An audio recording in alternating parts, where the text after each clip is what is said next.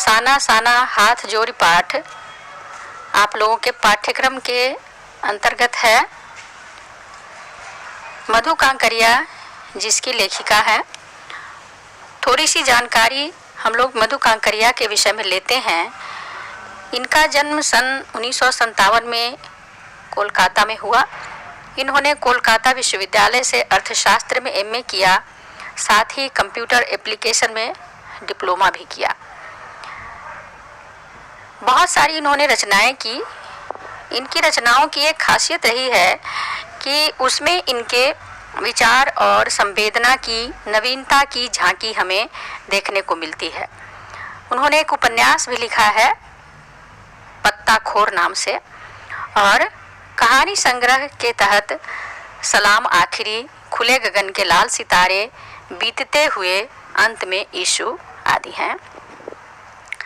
हमारा जो पाठ हमें पढ़ना है वो मधु कांकरिया का एक यात्रा वृतांत है। समाज में बहुत सारी समस्याएं हैं जो ज्वलंत रूप से हमारे सामने आती हैं। अब संस्कृति, महानगर की घुटन और असुरक्षा के बीच युवाओं में बढ़ती नशे की जो आदत है वो, लाल बत्ती इलाकों की पीड़ा, ये सब हमारी मधु कांकरिया जी की रचनाओं के मुख्य विषय रहे हैं। और अब हम चलते हैं पाठ की ओर। ये पाठ साना साना हाथ जोड़ी एक यात्रा वृतांत है बच्चों। लेखिका यात्रा के लिए निकली हैं और उस अवधि में इन्हें जो अनुभूतियां हुई हैं उनका उन्होंने बड़े ही मनोरम और हृदयस्पर्शी शब्दों में इस पाठ में बयान कर दिया है। यात्राएं हमें बाहर के स्पेस में नहीं ले जाती, उन अज्ञात स्थलों की ओर भी ले जाती हैं जो हमारे भीतर हैं।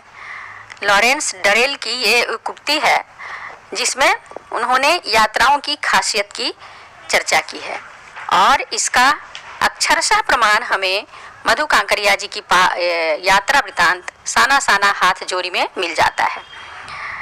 पाठ का निचोड़ कह सकते हैं ये है कि लेखिका पूर्वोत्तर भारत के सिक्किम राज्य की राजधानी गैंगटॉक और उसके आगे हिमालय की यात्रा की ओर जाती हैं, और हिमालय के सौंदर्य का यह वर्णन उन्होंने अत्यंत काव्यात्मक और अद्भुत ढंग से किया है। लेखिका सिक्किम की यात्रा पर हैं और वो हैरान होकर देखती है कि गैंगटॉक शहर इतिहास और वर्तमान के बीच खड़ा है। ऐसा लगता है कि सब कुछ सुंदर है, सुबह भी, शाम भी, रात भी। लेखिका फिर वहाँ से सुबह युमथांग के लिए निकलती हैं और वहीं वो देखती हैं कि नेपाली प्रार्थना एक युवती गुनगुनाती रहती है, साना साना हाथ जोड़ी गर्दहु प्रार्थना। लेखिका के मन में ये भी बात आती है कि मैं कंचनजंगा की चोटी देखूं, लेकिन मौसम साफ नहीं होने के कारण, आसमान पर हल्के हल्के बादल छाने के कारण वो उस कंचनजंगा की चोटी को नहीं देख पाती। उन्हें वो चोटी तो दिखाई नहीं देती है, लेकिन चारों तरफ रंग बिरंगे फूल अवश्य दिखाई देते हैं।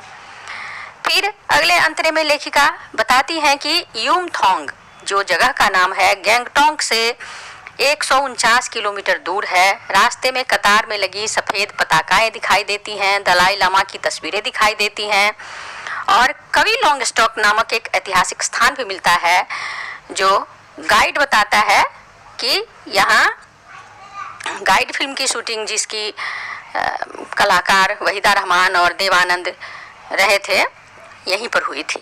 ये कुटिया के भीतर घूमता प्रार्थना चक्र भी देखती हैं। धीरे धीरे लेखिका ऊंचाई की ओर बढ़ती हैं। बाजार, लोग और बस्तियां सारे पीछे छूट जाते हैं। हिमालय भी विराट रूप में सामने नजर आता है। तिस्ता नदी भी साथ ही बह रही थी। तभी लेखिका की जीप एक जगह रुक जाती है और वहाँ जो उनका ड्राइवर कम गाइड जो है जितेन नौर्गे उन्हें बताता है कि पूरे वेग और बहुत ऊंचाई से ऊपर शिखरों से गिरते फेन उगलते झरने का नाम है सेवन सिस्टर्स वाटरफॉल।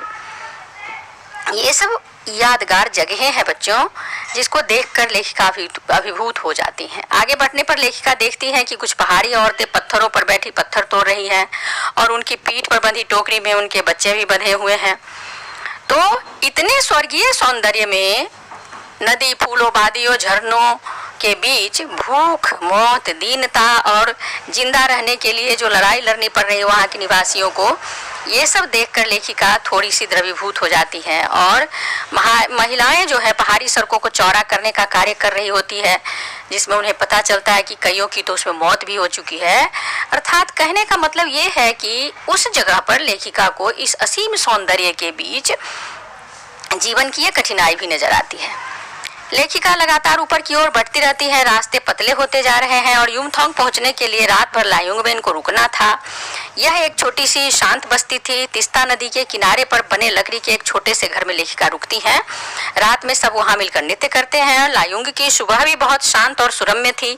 यहाँ के लोगों की जीविका का साधन था पहाड़ी आलू, धान की खेती और दारू का व्यापार। वे सब लगभग 14,000 फीट की ऊंचाई पर थे, पर बर्फ का नामो निशान भी नहीं था। लेखिका बर्फ देखने के लिए उत्सुक थी। वहीं घूमते एक सिक्किमी युवक ने लेखिका को यह बताया कि प्रदूषण के चलते यहाँ बर्फ हर साल लगभग कम गिर रही है। यदि बर्फ देखनी है तो कटाव नामक जगह पर जाए, वहाँ शर्तिया बर्फ मिलेगी। लेखिका बर्फ देखने के लिए दरअसल आतुर होती रहती है।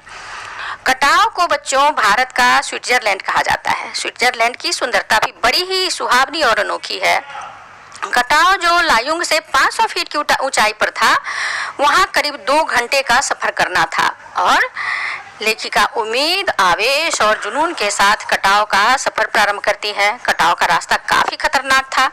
खतरनाक रास्तों के एहसास ने लेखिका को मौन कर दिया था, क्योंकि वो चढ़ाई थी, रास्ते पतले थे, गाड़ी कब फिसल जाए इसका कोई ठिकाना नहीं था। जगह जगह पर बड़े बड़े शब्दों में वाहन चालकों के लिए अर्थात गाड़ी चलाने वालों के लिए चेतावनी लिखी थी। कटाव के जैसे जैसे करीब आते बर्फ से ढके पहाड़ दिखे, वैसे लेखिका आनंदित होती गई और कटाव पहुंचते ही बर्फ भी गिरने लगी, जिसके लिए लेखिका कब से बेआतुर थी, बिकल थी। लेखिका भी सैलानी जीप से उतरकर बर्फ पर कूदने लगी। घुटने तक नरम नरम बर्फ पाकर सब लोग आनंदित हो गए। लेखिका भी काफी प्रसन्न हुई। सफर थोड़ा और आगे बढ़ा तो फौजी छावनियां भी दिखाई देने लगी। यह सीमा क्षेत्र है। चीन की सीमा कुछ ही देर दूरी से शुरू थी और चीन के लिए आप सबको पता है कि हमारा पड़ोसी देश है और किस तरह से वहां पर सीमा पर हमारे सैनिकों को उस कड़ाके की ठंड में मतलब -15 डिग्री सेल्सियस में उन लोगों को कितनी तकलीफ देह अवस्था में रहना पड़ता है, यह सोच कर ही रोंगटे खड़े हो जाते हैं। एक ठंडी हंसी हंसकर लेखिका भी पढ़ती हैं वहां के लिखे हुए वक्तव्य को कि आप लोग चैन से सो सके इसलिए हम यहाँ पहरा दे रहे हैं। और यह वाक्य लेखिका के अंतर्मन को छू जाता है। लेखिका लायुंग वापस लौटकर युमथांग की ओर चल देती हैं। युमथांग घाटी में बहुत से प्रियता और रोडोडेंडो के फूल खिले हुए थे। यहाँ रास्ते अपेक्षाकृत चौड़े थे। लेखिका युमथांग पहुंच गई। सिक्किम के लोग भारत में मिलकर बहुत खुश हैं। यहाँ पर्यटन उद्योग का बहुत अधिक विकास हुआ है और आता है अब समय लेखिका की वापसी यात्रा में लेखिका ने गुरु नानक देव से जुड़ा स्थान, देवी देवताओं का निवास स्थान, खुदम आदि जगहों को देखा। अर्थात पूरी यात्रा में लेखिका सब जगह आनंद तो लेती ही हैं।